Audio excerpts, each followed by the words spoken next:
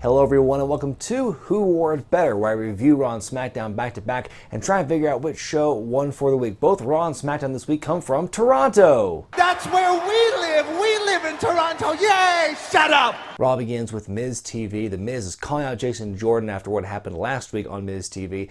Jordan does not come out, but Kurt Angle does, to a huge pop. Angle says that Jason Jordan can't be the guest right now because he's going to be wrestling in a few minutes, but he's found a suitable replacement. It's only the Universal Champion Brock Lesnar, along with Paul Heyman.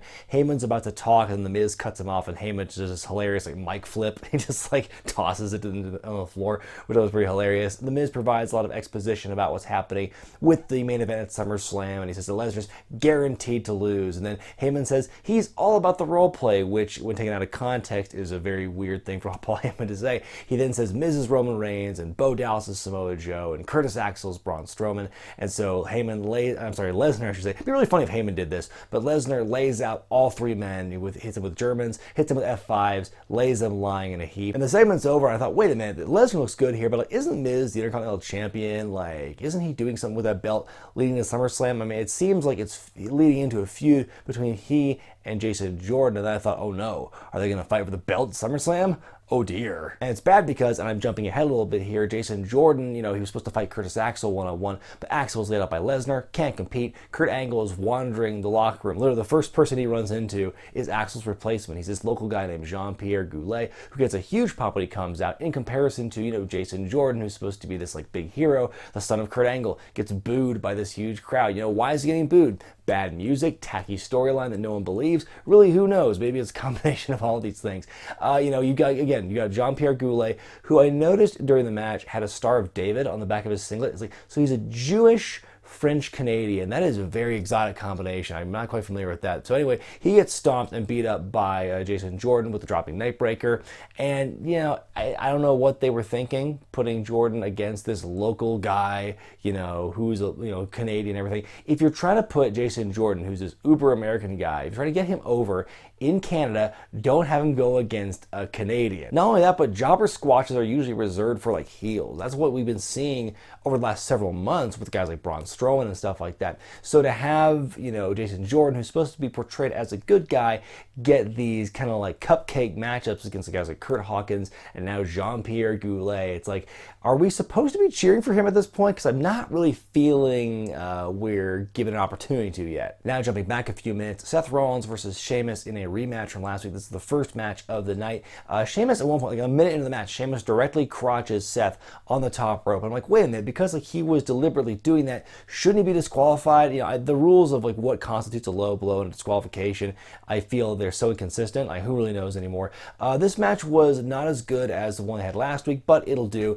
Rollins goes to the top rope, and Cesaro distracts Rollins as he's coming down, so Sheamus rolls Rollins up to win the match. Rollins starts fighting the bar 2-on-1, but he gets beat up pretty quickly, and the fans are chanting, "We want Ambrose," much like last week, but unlike last week, Dean Ambrose does not show up. He leaves Rollins high and dry. Up next, Bayley comes out to address her shoulder injury last week on Raw against Nia Jax. She apparently separated her shoulder, and they show the spot where she hurt herself. It started out, she was being thrown out of the ring by Nia Jax, and she kind of landed hard on her shoulder. I don't disagree that Nia is green and was called up before she was ready. That is not, up for debate as far as I'm concerned. I'm not trying to defend her in that regard. But I don't think this was all Nia's fault. I think, Bayley took her own bump, and she probably just kind of landed awkwardly on that shoulder on her way out. So that's kind of my thought about it. I think it was probably a mixture of a couple of things here. So as Bayley's making her way to the ring, she's booed on her way out, which is pretty rough to see. And this is not a crowd that is, because it's Canada, it's not a situation where the fans are just automatically cheering the heels and booing the faces. It's not like that. For the most part, across both shows, I noticed the crowd in Toronto was pretty respectful and responded in the appropriate way, as dirty of a word that is to a lot of fans. But they did it. They cheered the faces and they booed the heels for the most part.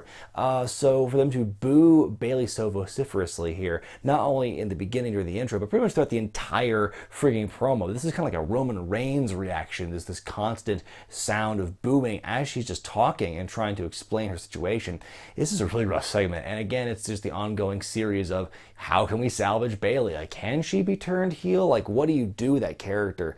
And how do you build up anything worth, seeing in her character. If she turns heel, she'd have to start winning a lot more. But like, at what point, what's going to make her character make that switch to become a competent wrestler again? It's just a really weird spot for her. So with Bayley out for SummerSlam, they decided to determine a new #1 contender for the women's title by having 2 separate triple threat matches, and then the winners of those 2 matches will face each other next week to become the new challenger for Alexa Bliss. I'm going to lump these 2 matches together here because they are carbon copies of themselves. It was Sasha Banks, Alicia Fox, and Emma, and then it was Nia Jax, Dana Brooke, and Mickie James.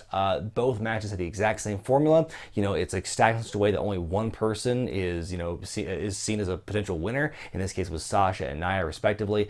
And then in the match itself, you got Alexa Bliss on commentary for both matches. In the match itself, the obvious winner is taken out of the match in the first couple of minutes, and then the other 2 women fight for a while. Then the winner comes in and wins the match. And both matches had the exact same formula and paced the exact same way. It was just mind-numbing to me that they would do that for both matches. If they wanted Nia and Sasha to fight each other so bad for #1 contendership as a stopgap for Bayley, why not just have them wrestle in a one-on-one match? Or why not have a battle royal with all the women involved? There's no need, if you're going to have like these 2 triple threat matches, no need to wheel out these other 4 women who clearly have no worth and value on Raw. They're just brought up to be destroyed by the bigger names in the women's division. Just keep them in the back, keep them home. They don't need to be used. Either have them all out as a battle royal or something, or have the one-on-one with Nia and Sasha and leave it be. That was just a weird thing to me on Raw. Enzo Amore comes out to the ring to a huge ovation. And here's the funny thing. Enzo and Bayley over the last several months have been booked to look like complete, hapless, witless dopes. Very gullible, very easy to beat in the ring and out. Yet here you have Enzo continues to get cheered and Bayley gets booed, on this particular night in Toronto. I think having a character and having a good promo ability certainly helps Enzo out in this scenario. So Enzo introduces the Big Show. They talk for a bit. Anderson and Gallows, the Good Brothers, come out and interrupt. They call the Big Show and Enzo nerds. Enzo and Big Show call them Dr. Evil and Mini-Me. Hard to tell for me which insult was tackier. An impromptu match between the 2 teams comes from this. During the commentary, they mentioned how Scott Dawson of the Revival is going to be out for an unknown period of time due to a bicep injury he suffered over the weekend. When Cody Rhodes said fuck the Revival, I don't think this is what he meant, because this is just the worst luck for the Revival right now the last couple of months. Dash Wilder has jaw surgery, Scott Dawson's out with a bicep injury, probably out for SummerSlam, so that totally screws up whatever match they were going to have between them and Anderson and Gallows and probably the Hardys. So yeah, not a very good look for the Revival right now. It's very unfortunate timing. You hate to see wrestlers get hurt in general, but when it's stacked so close to each other like Wilder and Dawson has been, it's just, you can't help but feel bad. Anyway, in this match, Big Cass walks out and distracts Big Show, who's on the apron. He gets knocked out, and then Enzo tries to fight valiantly. He tries to pin Gallows, but he isn't legal. Anderson swoops in and pins Enzo to win the match. Then Cass attacks. Then what happens here is something plays out very similar to how Raw ended last week, where Cass is attacking Big Show and Enzo, and then Cass walks around, he turns around and gets KO'd by the Big Show for the 2nd week in a row. And so they make a match for SummerSlam now. It's going to be Cass versus Show with Enzo above the ring in a shark cage. And all I could think was, what? We're going to have 2 shark cage matches in less than 1 year? Do you not remember the Royal Rumble and how that turned out? And the whole purpose is to keep Enzo out of the match. We know what happens in shark cage matches. We know how this is going to play out. Finn Balor comes out and states the obvious about Bray Wyatt. He says that Bray Wyatt cares less about winning and losing and more about hurting people. And I don't even think Bray can do that very well, to be honest. He says that he will kick fear in the face. And at that point, Bray teleports in, is immediately beaten up by Finn Balor some more. Bray teleports out back onto the screen and says that, I will tear you down from the heavens, Randy, and the fans will fall down with you, Randy. And, at least Bray didn't get knocked out or anything. He didn't take a finisher. He just got beat up a little bit. So that's a pretty good day for Bray Wyatt. Up next, Cesaro takes on Dean Ambrose in singles action. Cesaro botches his own entrance, which is pretty funny here. The match itself was really good. It was one of my favorite matches of the night, one of my top 2, I would say. I'll tell you the other one later. The match ends when Sheamus tries to distract Dean Ambrose, but it backfires. Dean wins with a roll-up on Cesaro. Sheamus immediately starts beating up on Ambrose, and then Seth Rollins makes a save. So where Dean Ambrose couldn't do it earlier in the night, Seth Rollins comes in and does Dean a solid. And then, because earlier backstage, Seth is asking Dean, what do I have to do for you to get over this grudge you have from 3 years ago? A lot's come and gone since then. So Dean and Seth are in the ring, and the fans are chanting yes. There's this moment where it's like, it's going to happen. They're going to have this reunion. And, Seth, you can see, Dean, I should say, you see his face just burning up. It's like he kind of doesn't want to do it, but he does. He puts the fist out, and then Rollins walks away. Like, turnabout's fair play from a couple of weeks ago. And, it's like, I think it'll be a good moment when these two finally do reunite, but it's not the same as it would be unless Roman Reigns comes in, because it's not a Shield reunion unless all three members of the Shield reunite. And so Roman Reigns is doing his own thing with the Universal title scene, and then Ambrose and Rollins are kind of like floating in the ether doing their own thing. It's not going to warm the cockles of my heart until all three members of the Shield finally patch things up and reunite once again, but that's for another time. Well, it's the third hour, which means it's time to bring out the Cruiserweights. You got Akira Tozawa, the new #1 contender for Neville's title at SummerSlam, taking on Arya Daivari in singles action. Titus is on commentary here, and one thing I thought was interesting, that Tozawa is no longer selling the shoulder injury. That's been the big issue over the last several weeks, is this kayfabe shoulder injury. I think they got rid of it because we can't have someone with a fake shoulder injury angle at the same time someone else on the roster has a real shoulder injury in Bayley. So they just that's my theory as to why they got rid of it. So they're trying to explain why Tozawa is so much better now, why he's healed up so much. And this is a common thread throughout the entire match on commentary. Wow, he healed up so fast. And so the first thing they asked Titus is, how did he heal up so fast? And the first thing Titus says is, I protected my investment. And then they talk more and they go into the whole hyperbaric chamber thing. But to me, I was listening to that, this has to be a misdirection. I mean, I know it's probably gonna be left alone after this week, but my mind was just clicking that whole match. I'm like, wait a minute, the way they're talking about it, I'm like, are they implying that Tozawa's doping and that's how his shoulder got better? I know they would never do a drug reference in a storyline, especially in today's climate with wellness and everything, because to do an angle like this with banned substances would totally just take the piss out of the entire what the wellness policy is all about. But that's where my mind went. I mean, I think it would be so funny if Tozawa wins the championship at SummerSlam and the next day Neville says, I have on good authority that Tozawa was taking banned substances to get healthy again to face me. They nullify the championship win, and it turns out that maybe Titus was slipping Tozawa those banned substances without his knowledge to protect his investment. I thought that's kind of where my mind went with this. Again, I know it's a completely absurd theory, but with the way they were talking about it made me think wow, that makes it sound like Tozawa was doing something illegal to get his shoulder healthy again. The hyperbaric chamber was one thing, but I thought it was just a misdirection. Anyway, Tozawa wins this match. Yay. Goldust, remember him? They show a pre-taped promo with him, doing the whole director's chair setup like he's been doing, and he says he's going to be finding his next big feud at SummerSlam, in so many words. So there's intrigue there. I'm curious to see where Goldust is going to go from here after that, feud with R-Truth that went for so long for build, then fizzled out so quickly, and then was never really followed up on after the fact. Main event time, last man standing matches. Roman Reigns takes on Braun Strowman. It's just another in the series of hard-hitting car wreck matches we've seen from these two over the last several months, since Fastlane, really, and it's continuing on here. It's more the same, more the brutality and the physicality and the violence here. I think the spot that everyone remembers is Roman running around the ring, and Strowman tosses the timekeeper's chair in Roman's face, and it's just funny. The announcers sound like he threw a wrecking ball at Roman Reigns.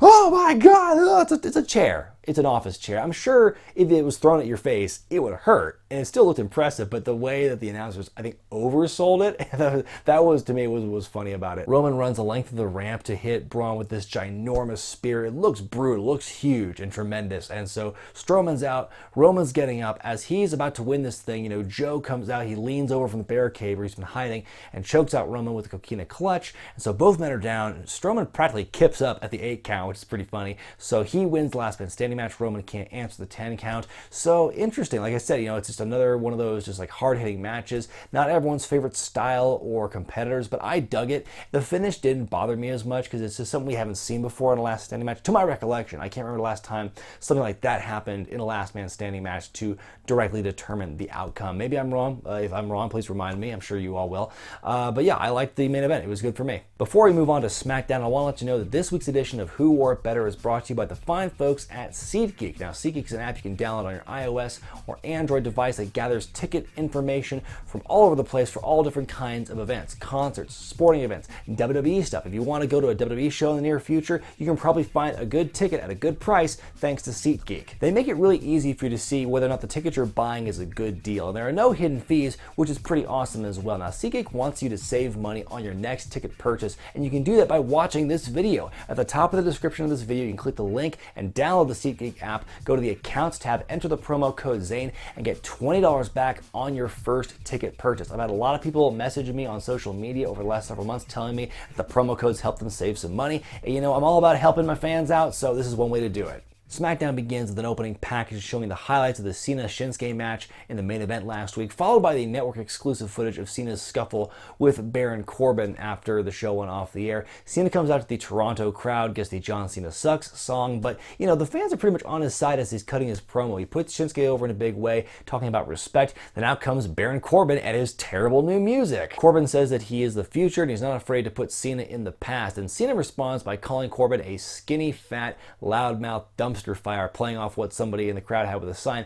A dumpster fire chant then commences. It's the first time I've ever heard a dumpster fire chant happening, but I would never thought in my wildest dreams it would be in response to like a heel wrestler and not just some shitty match. The crowd is very pro Cena here and anti Corbin, which again, you know, history dictates that because they're in Canada, the reactions are going to be inverse, but that's not the case in this situation. Cena throws down the gauntlet and Corbin balks, but as he's walking away, Daniel Bryan comes out and he says, well, Corbin, you're obviously not dressed to compete tonight. I'm like, he's not, but Bryan makes a match for SummerSlam, John Cena and Baron Corbin. But I'm like, why are these two even fighting? Like, what was the nucleus of this? What began it? What is their grudge exactly? This promo, to me, didn't really explain it. It's just Corbin's like, I want to beat John Cena up. And like, I guess that's a noble goal, so sure. Up next, the Usos take on the team of Ty Dillinger and Sami Zayn. So are these two a tag team now? It's the second time in 3 weeks these two have teamed up in tag action. I don't hate it. I think it can't hurt them. I think the way these two have been booked over the last several months, you know, why not have them be a tag team? There's no tag teams on SmackDown. Let's try to fill that void. I don't know where this leads with the Mike Kanellis feud with Zayn, but you know, who knows for sure. The Usos win after a blind tag and some double team action on Ty's knee. They make him submit with the Tequila Sunrise, or whatever they call the move now. The Usos then call it the New Day, and then Big E comes out from the backstage area, and then that allows Xavier and Kofi to jump the Usos from behind, and they have a bit of a scuffle. They're about to hit one of the Usos with a chair, but they escape. So I think it's a good look all around for New Day and the Usos. The Usos win their match, and the New Day are standing tall, looking like the aggressors here against their rivals. We then go to the latest installment of Fashion Peaks. You got Tyler Breeze backstage in the office with the Ascension, who are just there for the free pie. I love the comic play between, you know, Breezango and the Ascension. It's clear these four have like a friendship and a bond, and they're just doing this stuff. Just look at the stuff they did, you know, in Southpaw Regional Wrestling. They have the comic timing and the chops, and I just think it's just more of that coming to light here in the main roster. And I think it's just so you know, wonderful to see this kind of thing happen here, even if it's not really like at this point it's like they're just spinning the wheels. When are we gonna get some kind of resolution here? It's just kind of the ongoing running gag of like, is there gonna be a resolution? We don't know, because Fandango comes back and is like, who kidnapped you? Aliens kidnapped me, but I could have left anytime I want. So is that where they're really gonna end that storyline of who kidnapped Fandango? They find out who killed Tully. Turns out it was Arn Anderson, of all people. It's nice to see him show up every once in a while, especially in this kind of comedic role. He's like, you know, I killed him because you should have named him Arn, because I was the real hoss of that whole team, and I'm taking these donuts, and he just walks off. So it was entertaining, and I wonder, it's like, you know, it would be good to see some kind of resolution, but it's still fun. Lana wrestling Charlotte here in singles action. Charlotte is just toying with Lana because she has the size and the strength and the experience edge all over Lana here. At one point, Lana tries a sunset flip, and I don't know if it was inadvertent or not, but she basically pantses Charlotte, much to the delight of the hard cam side of the crowd. There's a thank you Lana chant as a result of that. Lana slaps Charlotte, and then she eats a big boot in the figure eight. She taps out. Charlotte wins here. We go backstage later on to, you know, Tamina kind of rubbing it in Lana's face, because Lana was like basically saying, well, I want to be just like you, Tamina, except, you know, more beautiful and ravishing. I want your wrestling ability, but I want to still be ravishing. And so Tamina's kind of rubbing it in her face. And then Tamina says something that's like, you know, yeah, I'm going to help you get yours. You're going to help me get mine. So I'm afraid where this is going is like, is this going to be a whole thing where Tamina is going to get a makeover? Lana's going to make her look more ravishing in exchange for wrestling training? I don't know where this is going. Shane McMahon comes out to the ring and introduces Kevin Owens and AJ Styles to come to the ring and have a little chat talking about the U.S. title match at SummerSlam, in which Shane will be the special guest referee. And Kevin Owens tries to sow the seeds of mistrust by showing the clip of AJ beating up Shane in the backstage area back in March, which led to their WrestleMania match. And he even goes back to show this like 19-year-old footage of Shane McMahon being a screwy official at Survivor Series 98. It turns into one big like network commercial. And Styles and Kevin Owens basically agree that Shane can't be trusted. So, like, if everyone's kind of on edge here and not trusting anybody, who is really the face in this encounter? Because everyone's got a legit gripe with everyone else. Shane then says that he'll only get involved if either of them make him get involved. This leads to a big scuffle between AJ and Kevin Owens. AJ hits Shane inadvertently with a Pele kick, which prompts a "You screwed Shane" chant from the crowd. Honestly, this segment kind of bored me. I didn't think it was a great use of anyone's time. I don't think anyone involved in the segment was really on top of their promo game. I know you need stuff like this to help like progress the storyline and sow those seeds of mistrust and doubt, but again, Shane being inserted in the storyline does not really add anything to the feud, in my opinion. Carmella taking on Naomi in a non-title match. Fallout from last week in which Naomi made Carmella submit during their tag match.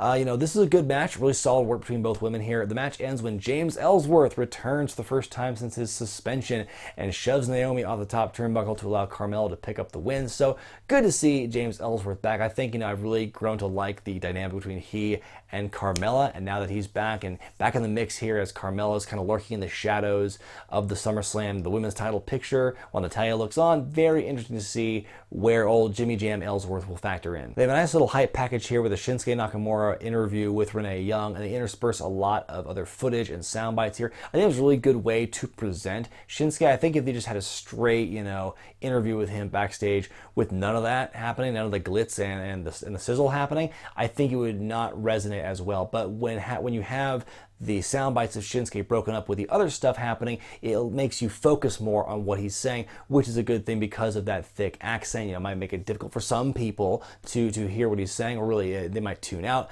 But having that presented in such a way, I think is a really good way to really accentuate the positives of Shinsuke. Main event time. It's a grudge match as Jinder Mahal takes on Randy Orton in a non-title match. No Singh brothers here because they've been killed repeatedly week after week by Randy Orton, and so you get a nice straight up one-on-one encounter here. Orton starts out very strong. Jinder gets his heat. Really good match between these two. It's not my favorite of these two, this rivalry with the last several months. I think that the winner of that goes to Money in the Bank. But this is still a solid match here. Jinder goes for the Colossus. Orton counters with an RKO for the win. It's a pretty empty win since the feud's essentially over. Jinder's moving on to Shinsuke at SummerSlam. Orton's moving on to Rusev. It's just kind of a way for Orton to get his heat back essentially after losing 3 straight matches to Jinder Mahal. So it's a shame Jinder had to lose this match, but it is what it is.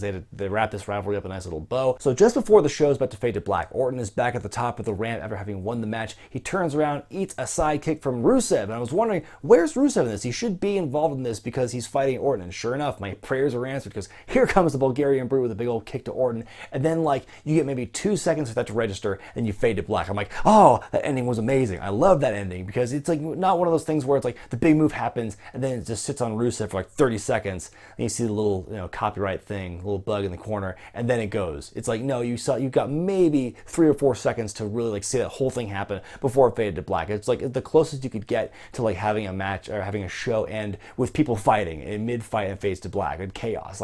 That was just really cool to see, just so unexpected. I don't know if they were really intending for it to be that close to the wire or not, but that I think made it feel a lot more impactful in my opinion. So a really strong way to end the show on that kind of surprise. Time now for me to decide which show won for the week, Raw or Smackdown. Now, neither show this week to me was a home run. There were some good in each show, but also a fair amount of bad things that were frustrating or head-scratching or just downright depressing. I think ultimately I'm going to go with Smackdown as the winner for this week because there was less of that, and on the whole, I was entertained more, and there was less head-scratching and depressing and frustrating things. With Raw, I do think that the Miz TV thing with Lesnar at the opening was great. You don't see those two guys interacting that much at all, if at all, so to see them in the ring together and Lesnar getting tossed the Miz around was pretty cool. Ambrose versus Cesaro, I thought was one of the most solid matches of the night, along with Last Man Standing. But the things I didn't like about Raw, which is, again, the way they're portraying Jason Jordan. If you're trying to get him over as a babyface, one, don't have him go against legitimate contenders, not jobbers.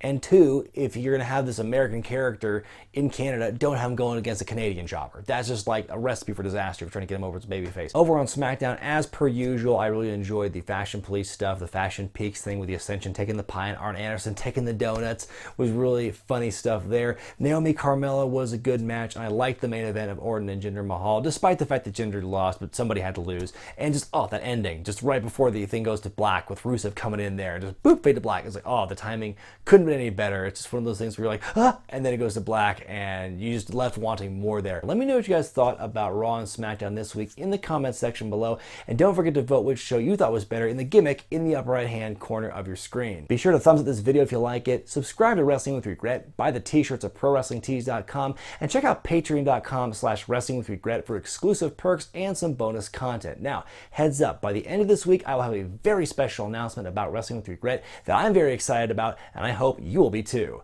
I'm Brian Zane, and I'll see you next time.